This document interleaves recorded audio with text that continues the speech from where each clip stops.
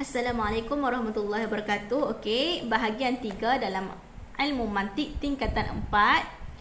Okey, kita masuk kepada nubzah qasirah an syakhsiyah falasifah al-mantik. Okey, kita lihat kepada biodata ringkas tokoh ilmu mantik. Okey, ada 4 tokoh yang ingin diperkenalkan di sini. Yang pertama Aristo, yang kedua Al-Farabi, yang ketiga Ibn Sina dan yang keempat Imam Al-Ghazali.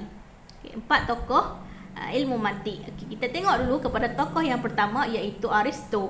Aristo ni zaman dia adalah antara tahun 322 sebelum Masihi sehingga 384 sebelum Masihi. Okey, Aristo dikenali sebagai guru pertama dalam ilmu mantik.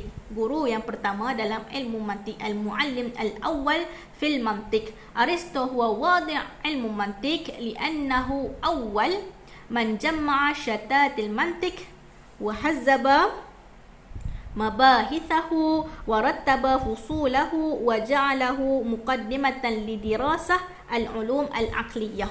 Okey, kenapa Aristo ni dikenali sebagai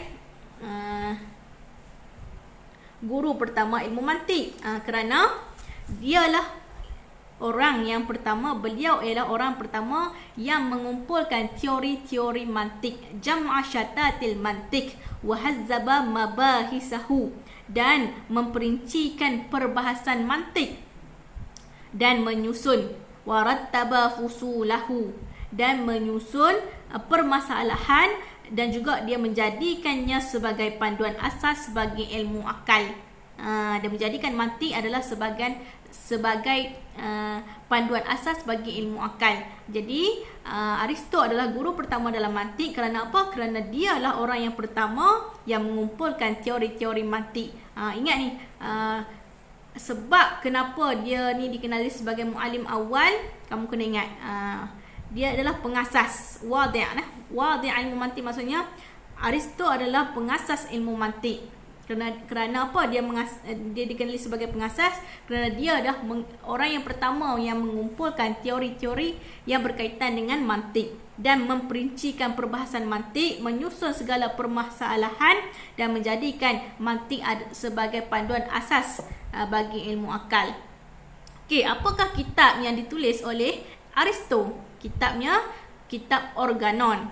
Okey, ingatlah. Organon, kitab Organon. Okey, annal mantik alatun fikri. Okey, itu adalah pemikiran. Apa pemikiran ataupun fahaman Aristo?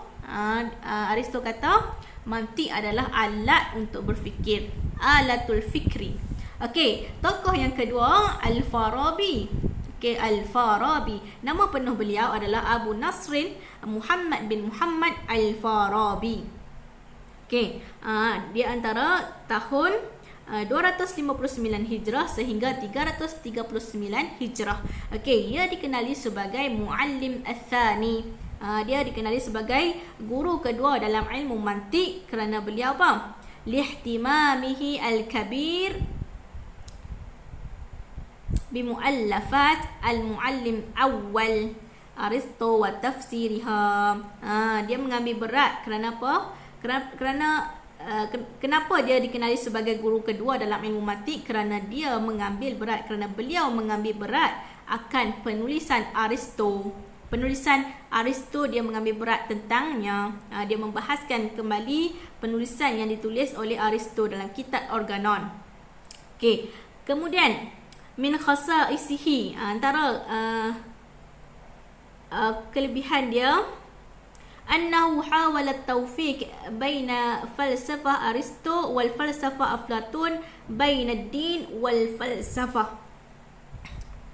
Okey, pengkhususan kajian Al-Farabi, dia mengenal pasti persamaan antara falsafah Aristo dengan Plato dan perkaitan antara agama dan falsafah.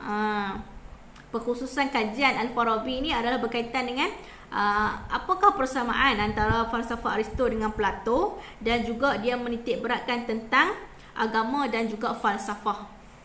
Okey, apakah kitab yang ditulis oleh Al-Farabi? Okey, antaranya Mantik Al-Farabi, Al-Aqlu wal Ma'qul, At-Tawti'ah fil Mantik, Syara'id Al-Yaqin, dan juga Al-Burhan.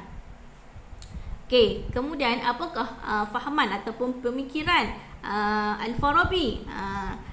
Annal mantiq yuzawwidu ilmul lughah majmu'atan minal qawanin allati tusa'iduhu fi bina' nasaqihi.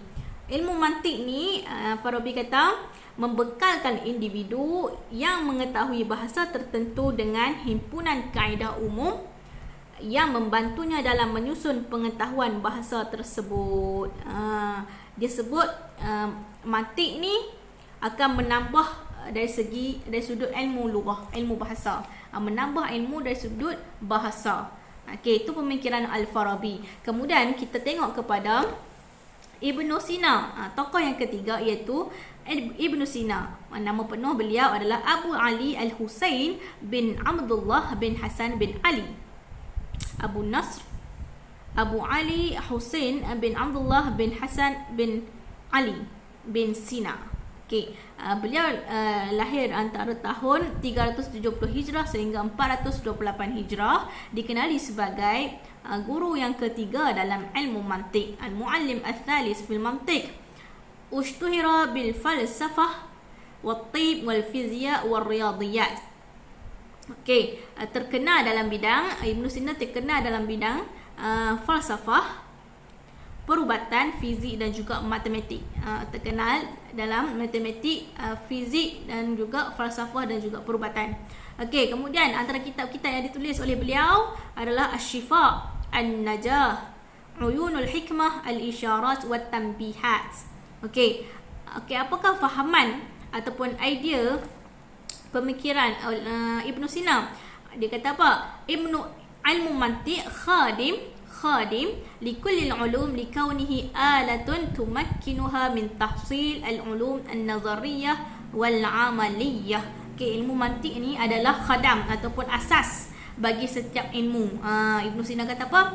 Ilmu mantiq adalah asas bagi setiap ilmu kerana ia merupakan alat untuk menghasilkan ilmu teori dan praktikal. Okey, itu adalah fahaman Ibnu Sina. Kemudian kita lihat kepada Imam Al-Ghazali. Nama penuh beliau adalah Abu Hamid Muhammad bin Ahmad Al-Ghazali, antara tahun 450 Hijrah hingga 505 Hijrah. Okey, ushtahira bil falsafah wal mantiq wa usulil fiqh wa ilm al-kalam wa tasawuf. Okey, Imam Al-Ghazali terkenal dalam bidang falsafah, mantiq, usul fiqh dan juga ilmu kalam dan tasawuf. Okey, beliau merupakan orang yang pertama yang memperkenalkan huraian ilmiah bagi falsafah dan mengaitkan mantiq dengan ilmu Islam. Okey, ingat, huwa awal man mazajal mantiq bi ulum al-islamiyah.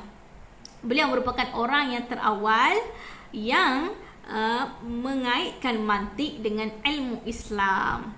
Okey, beliau adalah orang yang pertama yang mengaitkan ilmu mantiq dengan ilmu Islam. Antara kitab yang ditulis beliau, Maqasid al-Falasifah, Mi'yar al-Ilmi, Mihakkun Nazar, Al-Qistas al-Mustaqim, Qistasul Mustaqim wal Mustasfa.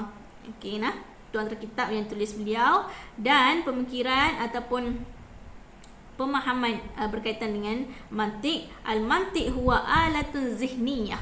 Okey, Imam Al-Ghazali mengatakan mantiq adalah alat berfikir amatun ladal bashar laisa hakran alal falasifah faqat.